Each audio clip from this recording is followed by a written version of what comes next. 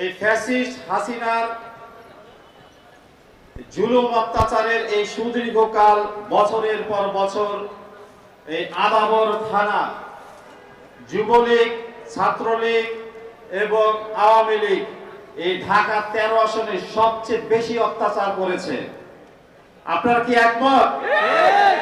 এই সন্ত্রাসীরা শেখ হাসিনার সাথে সাথে সকল সন্ত্রাসীরা পলাতক হয়েছে। কিন্তু আজকে যারা এই মঞ্চে এবং এই সমাবেশে যারা উপস্থিত আছেন, ছাত্র দলের নেতা কর্মীরা কিন্তু তখনও ছিলেন, এখনো আছেন, ভবিষ্যতেও থাকবেন ইনশাআল্লাহ।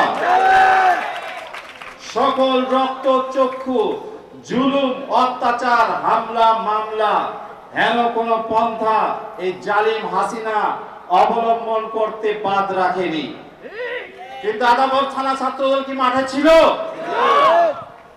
সামনে দেশ গড়ার সময় কি আদাবর থানা ছাত্রদল সাথে থাকবে? ইনশাআল্লাহ আমরা প্রত্যাশা করছি আগামীতে এই অন্তর্বর্তীকালীন সরকারের অধীনে দেশে একটি সম্পূর্ণ গণতান্ত্রিক প্রক্রিয়ায় সুষ্ঠু একটি নির্বাচন সম্পন্ন হবে এবং সেই নির্বাচনে জনগণের সরাসরি ভোটে বাংলাদেশ জাতীয়তাবাদী দল বিএনপি এবং বিএনপির ভারপ্রাপ্ত চেয়ারম্যান জনাব তারেক রহমানের নেতৃত্বে বাংলাদেশ সরকার গঠন করবে ইনশাআল্লাহ। সেই দেশ গড়ার কাজে রবিন খান এবং আকরাম সহ মহানগরের নেতৃবৃন্দ, আদাবর থানা ছাত্রদলের আহ্বায়ক নয়ন, সদস্য সচিব জসিম, সিনিয়র যুগ্ম আহ্বায়ক মাহবুজ আলম জয় সহ যারা আছেন, তাদের নেতৃত্বে, তাদের সহযোগিতায় আমরা জনাব তারেক রহমানের নেতৃত্বে দেশ গড়ার কাজে আমরা সবাই সম্মিলিতভাবে একসাথে কাজ করব ইনশাআল্লাহ।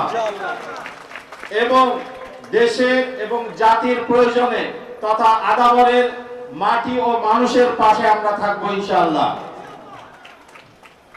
মহানগর নেতৃবৃন্দ এবং থানা নেতৃবৃন্দর কাছে প্রত্যাশা যে সঠিক এবং যোগ্য নেতৃত্বই তারা 100 নম্বর ওয়ার্ডে নির্বাচিত করবেন ইনশাআল্লাহ।